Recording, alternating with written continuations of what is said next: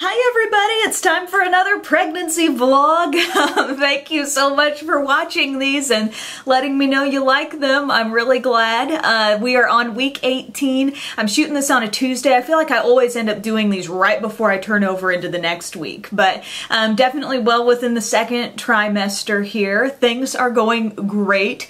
I feel like the further along I get, and I know this will probably change at a point when I start being, you know, massive with my bump and all, but as I've been going along here, especially into the second trimester, I've just been feeling so normal. And it's not like I look back at the first trimester and feel like, oh, I was feeling awful, but, you know, a little more queasy here and there, definitely more tired. You know, I wasn't dealing with anything debilitating or anything that really changed my day-to-day routine too much, but now it just feels like I feel extra energized. I'm able to stay up later and still not feel like I need to sleep in or anything in the morning. So just feeling a lot more energy, very back to normal for me where that's concerned. I actually don't even feel like I respond as much to smells. I can always tell that when first thing in the morning I feed Cupcake and her food isn't making me gag as much anymore. Sleep-wise, I feel like I've been sleeping really well, although I do normally have to get up at least once in the night and go to the bathroom. So you guys who've been through this probably know how that is. But honestly, like, I am just so excited. So's Tyler. I mean, we've already revealed to you guys that we know we're having a girl,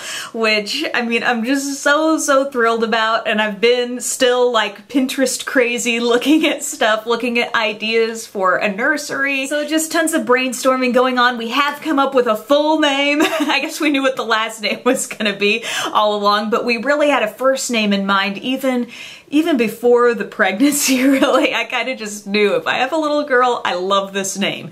But it wasn't exactly the easiest name to put with a middle name. I hate to just leave it there, but we just really haven't talked about how or when to share that, but we will hopefully share that soon, but it's just an awesome name. Like, I kind of want that name now. Another big thing that happened, I would say, maybe it was last Thursday, I think, when I put out my tweet and I was like, I think I felt the first baby movements, or it might have been like random stomach action happening there, but I do now, as the days have gone on, you know, people talk about it feeling like a little flutter kind of in your stomach, in your lower abdomen, and that's definitely been something I've felt on and off. And from what I've read from the What to Expect When You're Expecting book, it's like the baby is not very big just yet. So any movements you do feel for a while will be pretty sporadic. You know, it's going to kind of depend on your positioning. But different times I have just definitely felt something, and that's so cool. It's like your little reminder, like, hey, I'm in here. I'm waiting to come out sometime. So it just cracks me up. Like, it kind of makes me laugh whenever I feel it. It's so exciting.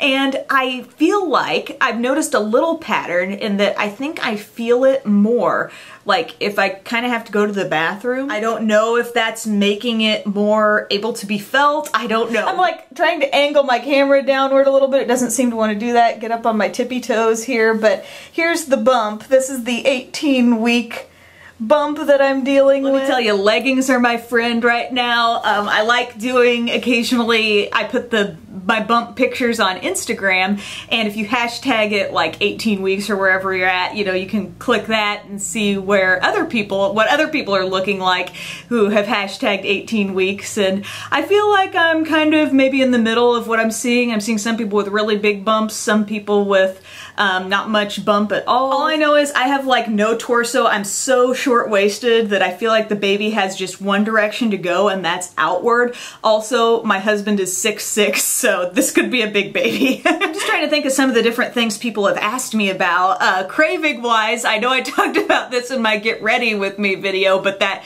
broccoli cheddar soup from Panera, good lord, that stuff is so good, and it just keeps tasting better and better. It's not like I run out and have that stuff every day or anything, but I mean, if I did, I would be totally cool with that. The other day I bought some great strawberries from the grocery store, just sliced those up. Really feeling like I want more salads too with ranch dressing. But salads actually kind of sound good to me, soup and salad. I may have indulged in a little bit of Easter candy lately, maybe some Peeps, maybe some jelly beans, but I don't feel like my sweet tooth is going out of control or anything. In fact, let's take that straight into the dentist. I haven't had, by the way, another doctor's appointment since the last time we vlogged here. That will be the 20th week when we get to that, but this past week, on Thursday, I had a dentist appointment. Just a regular checkup, and I kind of forgotten that I had that coming, and that was the reason why I had to call off Beauty Broadcast Live, so that wasn't good, but I really also didn't want to have to skip this appointment. And one thing I talked to the dentist about was the fact that, you know I have some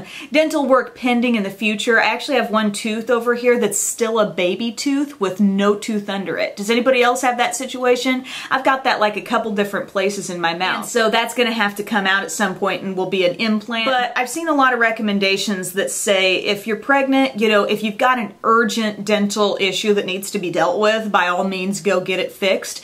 But if it's something that's kind of like a planned procedure that doesn't need to be done right away, you know, it's been advised that you can put that off till the end. And that was my dentist mindset too. He's like, you know, we'll wait and deal with that later on in September. And if we were to do something with your mouth, we would actually need a note from the doctor that you're seeing. So I thought that was kind of interesting. I didn't know if anybody else has dealt with dental stuff throughout their pregnancy, but I'm just feeling good that I don't have anything really urgently wrong in my mouth that needs to be dealt with ASAP. But it was interesting, something the hygienist talked to me about. By the way, I have the sweetest hygienist in the world, if not one of just the sweetest people in the world to chat with. I told her, I was like, you are just so nice to be around. I really like you. She was asking me if I had felt much sensitivity with my gums, because that's apparently a symptom of pregnancy, is to have like just a little more tenderness around your gums and finding that they're just a little more sensitive when you brush or floss. And I said maybe a little bit, but I'm not really sure that I've noticed that much. And she said she did pick up on some of that as she was going through, you know, cleaning my teeth and stuff. And she said, you know, the sensitivity wasn't anything alarming. It's something they see a lot with pregnant women, but she gave me this little tool actually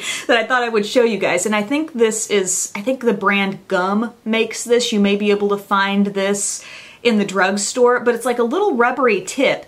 And she said like once a day, like say you brush and floss in the morning, she said use this after you brush at night.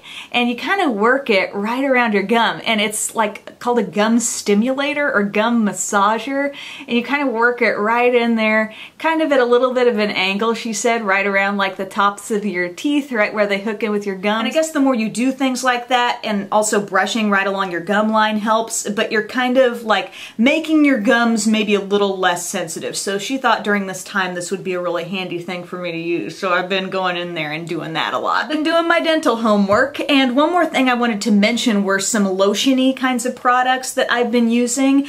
A lovely viewer sent me this awesome little package of several Palmer's cocoa butter items. It was like a pregnancy pack of stuff. There was this and like a massage cream, but this tummy butter smells amazing. It's got like lavender in there, and I love the smell of cocoa butter anyway.